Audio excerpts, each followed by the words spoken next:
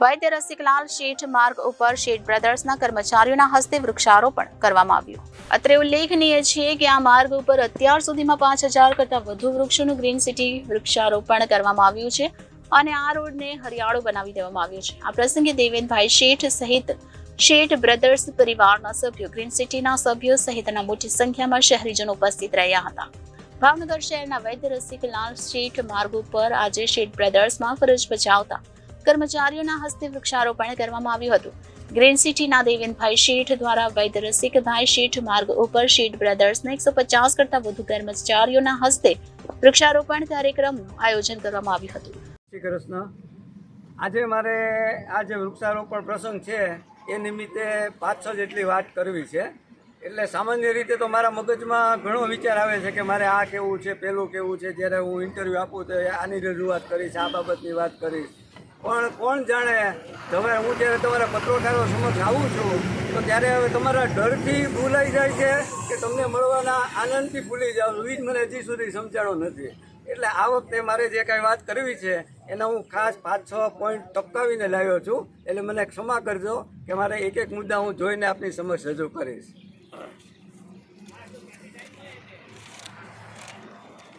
સૌ પ્રથમ તો આજે આપણે વૈશ્રી રસિકભાઈ શેઠ માર્ગ પર તમામ શેઠ બ્રધર્સના સ્ટાફ દ્વારા વૃક્ષારોપણ થઈ રહ્યું છે.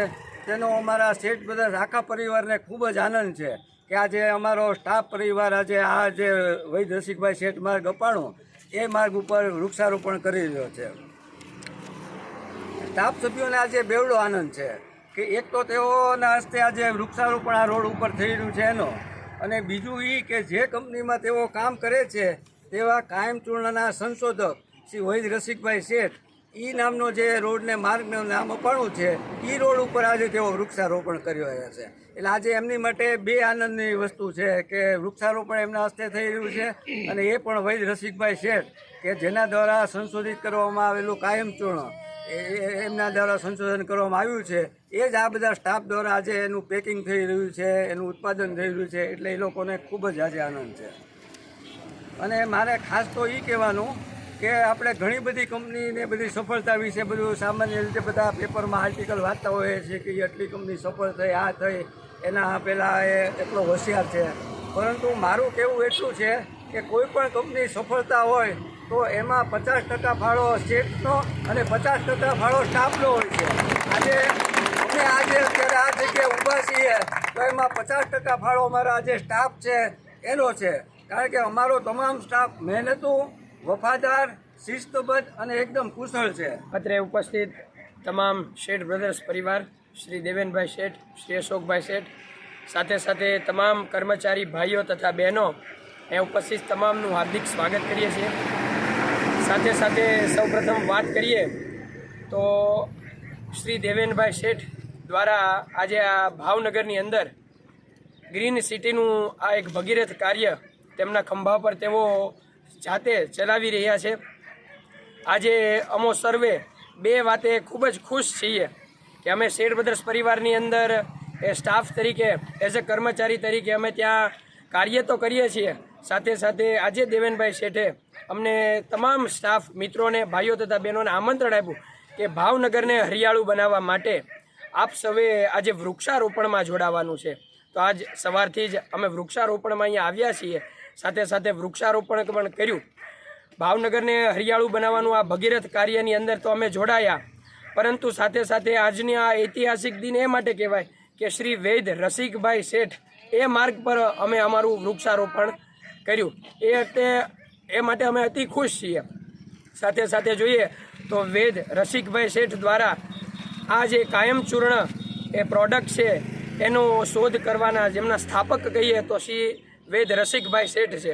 તેમણે આ શોધ કરી અને આજે દેશ વિદેશની અંદર એ કાયમચૂર્ણ અને શેઠ બ્રધર્સ પરિવારનું નામ ગુંજતું કર્યું છે. એ સ્ટાફના અમે મેમ્બર છીએ, એ માટે અમે ખૂબ જ ગર્વ અનુભવીએ છીએ.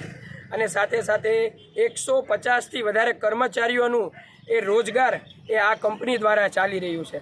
સાથે સાથે જોઈએ તો તમામ સ્ટાફ મેમ્બરને તેઓ પરિવારની જેમ રાખે છે.